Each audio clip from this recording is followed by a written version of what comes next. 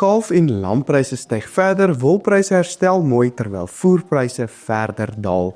In die week se AMT vleisprysoorsigg kyk ons tot waar kalf- en lampryse nog kan styg, terwyl vark- en hoenderpryse nou verder kan daal. Als in die week se episode wat moontlik gemaak word deur John Deere, so moet dit nie misloop nie.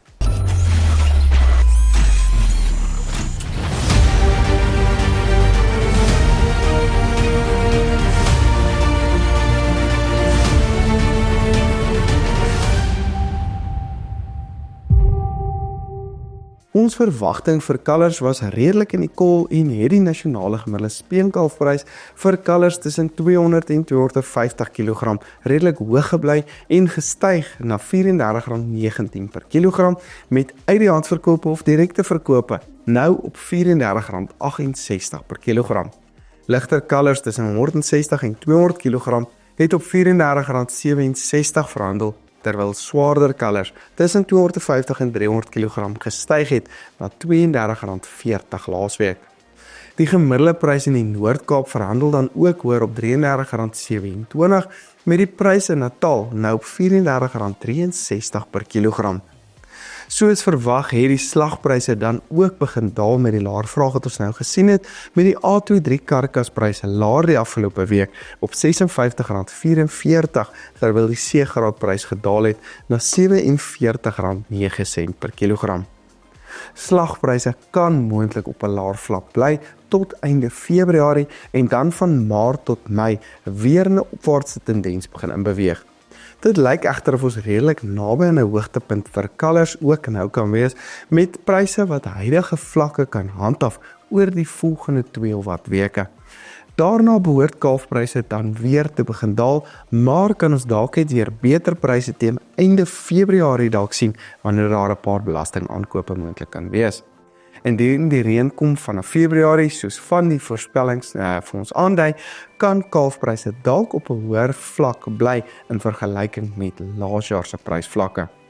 En die skaapbedryf vir die gemiddelde stoorlamprys met 1.5% gestyg na R40.60 met die slaglamprys op R40.50. Direkte of uit die hand verkope se pryse het dan ook mooi gestyg met direkte stoorlampryse op R41.26 en direkte slaglampryse op R41.46 per kilogram. Die gemiddelde stoorlamprys in die Vrystaat het dan ook gestyg na R41.28 met die prys in die Oos-Kaap so hoog soos R42.11 per kilogram. Die Noord-Kaapse pryse is wel bietjie laer aangesien hulle nog geweldige droë toestande beleef en daal daardie prys na R37.74. Ons verwag nie veel beweging in die gemiddelde lampryse oor die volgende maand of so nie, maar kan ons dalk weer beter pryse sien vanaf begin Maart en in hierdie pryse wat 'n opwaartse tendens kan bly tot middel Julie wanneer ons dan gewoonlik 'n hoogtepunt vir hierdie pryse sien. Ek het laasweek genoem dat die slagpryse bietjie hoog is, maar wat ek eintlik bedoel het, is dat slagpryse moontlik kan begin afkom gegee die laer vraag wat ons tradisioneel sien oor die tyd van die jaar.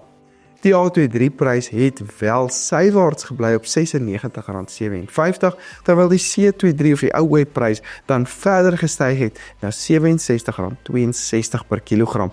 Goeie nuus vir ons boere. Dit is nogals interessant as mens terugkyk op vorige jare se prysbewegings en meeste van die jare sien ons dat slagpryse teen middel Maart gewoonlik dan 'n laagtepunt bereik en dan van daar af weer skerp begin styg tot einde Junie wanneer ons tradisioneel dan 'n hoogtepunt bereik elke jaar. Ons verwag dis dan dieselfde tendens hierdie jaar met bietjie druk op die pryse nou en dan van middel Maart af weer 'n opwaartse tendens.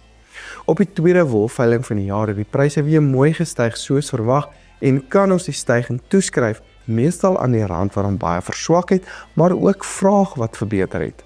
Die RWS-prys het op 'n skoonprys van R173.13 per kilogram verhandel, terwyl die nie-RWS wolpryse styg na R168.87. Die beter vraag in die markte was duidelik sigbaar op Australië se veilings met die gemiddelde prys wat dan meer as 3% gestyg het na 11,9 Australiese dollar per kilogram. Die sterker Amerikaanse dollar was maar die groot drywer wat pryse opforceer het en kan ons dalk weer bietjie terugsak hierdie week aangesien die rand dan weer versterk het en daar nie baie nuwe vraag in die mark toegekom het oor die afgelope week nie. Soos verwag het hoendervleispryse dan skerp begin daal met die gevriesde ex-abattoir prys nou op R32,97, varspryse daal na R37,27 met die EQF prys hoër op R33 per kilogram weens die swakker rand.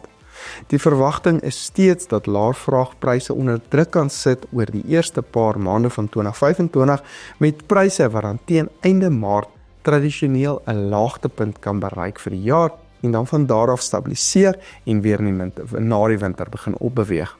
Varkpryse beweeg egter meestal sywaarts die afgelope week met die nuutste spekvarkprys nou op R32,57, die vleisvarkprys daal egter na R33,05 met die nuutste worsvarkprys weer op na R25,59 per kilogram. As ons na die laaste 5 jaar se prystendense gaan kyk, het 4 uit die 5 jaar 'n dalende tendens van Januarie tot ten minste Mei elke jaar gehad en is die verwagting dat pryse vir die volgende paar maande dis verder onder druk kan kom, mits daar nou nie enigiets onvoorsiene gebeur in die mark op die oomblik nie. Bokpryse kom ook onder druk met die nuutste groot bokprys op R40,42, klein bokpryse op R51,80, medium bokke staan op R46,92 met die bokkooiprys laer op R45,49 per kilogram.